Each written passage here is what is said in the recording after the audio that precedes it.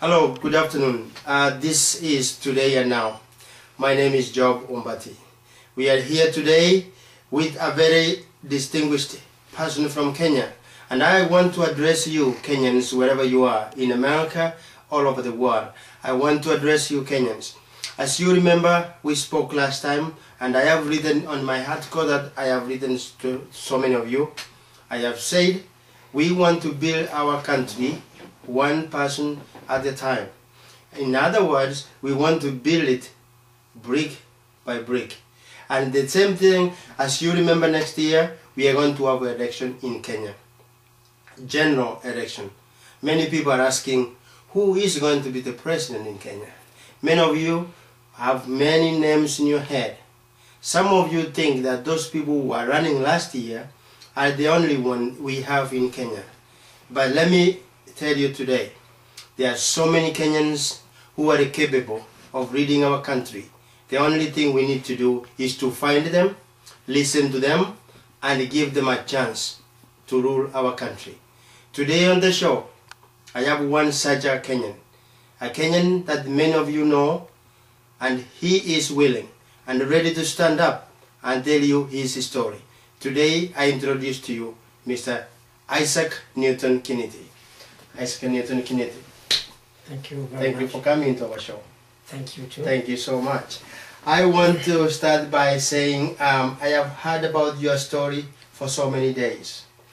And today, I'm glad that we are going to talk all the stories. And we are going to address our people of Kenya.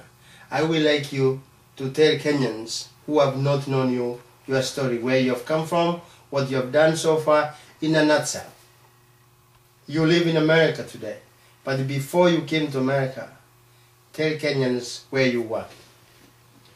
Thank you very much for asking me a question which will enable me to explain myself to the Kenyan people. Very good. In Kenya, I was known as Newton Kiniti, but my full names are Isaac Newton Kiniti. I was born in Elbagon, in Kenya, in a town called Elbagon, in Kenya, Elbagon. Oh, good. in Nakuru district. But soon after I was born, my father died, and my mother went back to her parents.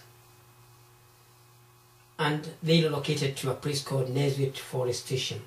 This is the area now they refer to as Mau Forest. Mau Forest. Yeah. Wow. My grandfather was a pruner. He was pruning commercial trees which belonged to the government. That was an area whereby the Kenyan government planted so many trees to sell. And so my grandfather was a pruner as well as a priest. Very good. That's the area I was brought up. And that's where I went for my primary education. But for my secondary education, I went to Nakuru Day Secondary School in Nakuru. And soon after my completion of secondary school, I was employed by the Ministry of Water Development. I worked for quite some time and started getting in-service trainings. I went to in-service training to the Kenya Water Development Staff Training School in South Sea, Nairobi, where I took water operators courses for a number of years. Before I was also taken for an in-service course at the Mombasa Industrial Training Center for 3 years. Wow. I was privileged by the ministry to also have an in-service training in environmental engineering at the Kenya Water Institute for 3 years, where I got a diploma. Well, other than that, I also had the opportunity to lead various organizations. I was once secretary of the Subuku BD CFF group from a place called Mareki Farm, where I used to stay. And we actually did a lot of rearing chicken, and that brought us money. And we also not only did things for ourselves, we also helped dig water from Nakuru town to Mariki farm, laying the pipes, and actually also helping in connecting the pipes and doing all the work because of the talent from a place of work. So basically you did the job that Jomo Kenyatta did, because when I was working in Nanyuki many years ago, I came to realize that before Kenyatta went even for studies in London, he was a plumber. He was putting water pipes to those people in Laikipia. And those pipes that Jomo Kenyatta put in place are there to this very day. And I'm so interested to know about, that's very interesting actually. You lived in the central part of Kenya. You worked in Kenya. You helped those people in the rural area get water. So working in Mau, now this is, as you know, last year, there's been a lot of problems with the Mau forest. Many politicians are very greedy. They are taking the place. You are the right person to tell me about what you think is happening with that particular place in Kenya. Thank you very much for that particular concern. I lived in Mau forest for the entire childhood. And I was surprised in 1985 when President Moi of Kenya evicted all people who used to prune for those trees. There were so many forest stations, to mention a few. There was Doswa Forest, there was the Chagi Forest, there was Marishoni Forest, there was Nezwet Forest, there was Tereti Forest, Likia Forest, Barget Forest, Kiptunga Forest, wow, and very many others. So I knew the area so well. There were so many people who lived there, thousands and thousands of people. But one day, President Moi evicted all of them. What followed later... Did he evict them so he can protect the forest, or he evicted them so he can sell this land to his friends? Eventually, after evicting these people, some of whom died in Joro in their makeshift tents because it chased them when it was rainy season. Most of them died. I was surprised after about 1 year, the entire Mau forest was relocated to new people. And worst of all is that it was allocated to new people with all the trees. So those people who allocated the land initially in Mau forest sold all those trees that belonged to the government and which in essence belonged to the Kenyan people. Let me say one point to our viewers, wherever you are listening. This is an issue now for those of you who think that I come from this tribe and you come from the other tribe and you, for those of you reason like that, this is something you need to ponder and think better. The forest in Kenya, in Mount Kenya, in the Rift Valley, in West Africa, in Western Kenya, all those areas Mr. Kinidi is talking about, they don't belong to a tribe. They belong to us all. When the catchment area is destroyed, when the forest is destroyed, everybody suffers. It does not matter what tribe you come from. That's why it is very important for readers to think beyond their particular interest and tribe. The people Mr. Kiniti is mentioning are those people who were friends of the president, friends of the ministers. They were given those pieces of land, they cleared it, they cut all the trees. You know the story.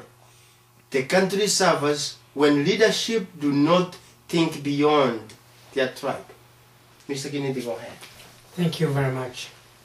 I wrote a letter to the Prime Minister, Mr. Raila Odinga, Honorable Raila Odinga, and explained about the predicament. And I advised him to advise the government on the fact that the people who originally were allocated that land should not be compensated with a single cent. Instead, they're supposed to pay for the millions of Kenya shillings that they got out of that. They got out of the sale of the trees that belongs to the Kenyan people. See, now that's how you think. Now, instead of thinking like so many of them, you are thinking the other way. Kenyans, I'm asking you, look at this fact. The point he has mentioned is not simple. It's a major point. We need to think beyond the box.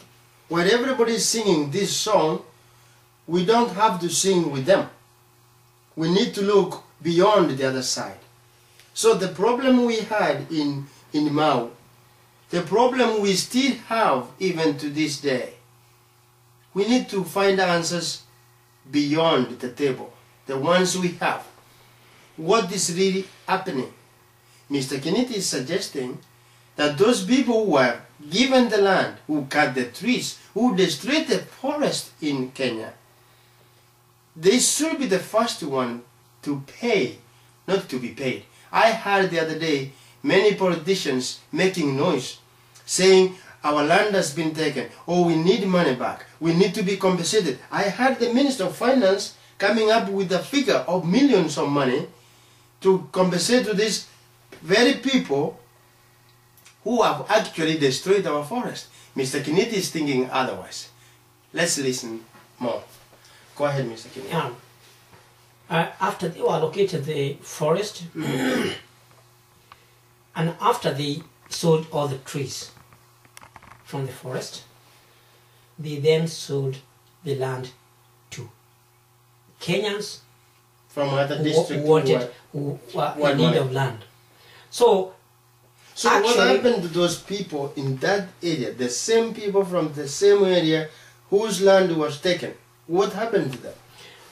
Well, the people who were evicted in the first place by President Moi never came back. Some of them are the people that you have seen in towns trying to sell items on the streets of Nairobi and on the streets of Nakuru. They're the same people you find putting up kiosks to earn a honest living. The people who allocated the Mau forest in the initial stages by President Moi benefited from all sides because they sold the trees and they sold the land. So the current people who own this land in the Mau forest, most of them are innocent people who bought land from other Kenyans, and now they're the people who are being evicted. These are the people who should be compensated because they didn't know that this was land that was not supposed to have been given to anyone in the first place. The people. So the current people in the Mau, the current landowners in Mau, are not the very original people that Moi had already brought in. Yes. So these are the second generation, as I can say. The first generation were those people who Moi brought and gave the land.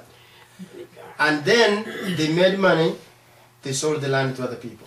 Yes, to new people. Now these new people are the ones who are being evicted at this time. Yeah, they're the ones who are being evicted. And now the problem there has been is that the members of parliament from the community that was given that land in the first place fear that these new people who are sold land can legally accuse those people who sold them land. That's why they want them compensated. They want to compensate them, then they solve the problem like that simply and they go their way. Yes, but what I suggest to the Kenyan government is that the Kenyan government is supposed to recover every single cent of the money sold from the government trees that were planted in the Mau forest. And then those money can be used to do resettle the people. This money is the money that can be given to those who are being evicted, who were innocent and went to buy land just because some people were willing to sell their land. Thank you. I worked in Kenya when I was young, Mr. Kennedy. I worked with a great conservationist like Dr. Richard Leakey. I traveled in Kenya from west to the east. I went to Mombasa, I went to Samburu, I went to Turkana, I went to Mount Kenya.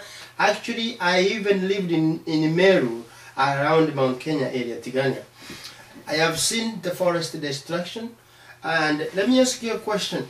If you are put in charge of Kenya Wildlife Conservation or Natural Forest, what will you do at this time? Number one, we must recover the land that was destroyed by putting more trees. We have to support individual Kenyans who have done exceptional duties of conserving forests, like Professor Wangari Maathai. Very good. Another people who are willing to transform Kenya into a country which is can be give comfort to its people through a good environment, where trees are very important in every nation. Trees are very important for even the lives of the people. So the first thing that I would do is to encourage the planting of trees in those areas. Secondly, I would like our people to bear concern, even individually, to be planting trees in their areas of residence. If you plant 1 tree or 2 trees in the area that you live, you help the country, climatically and in our life. Very good. When we come back, we'll take a 1-minute break. When we come back, Mr. Kennedy is going to talk about Kenyans in America. He's going to enlighten us on those things. And later on, he's going to talk about his own political ambitions. So stay tuned. Do not go away. Thank you.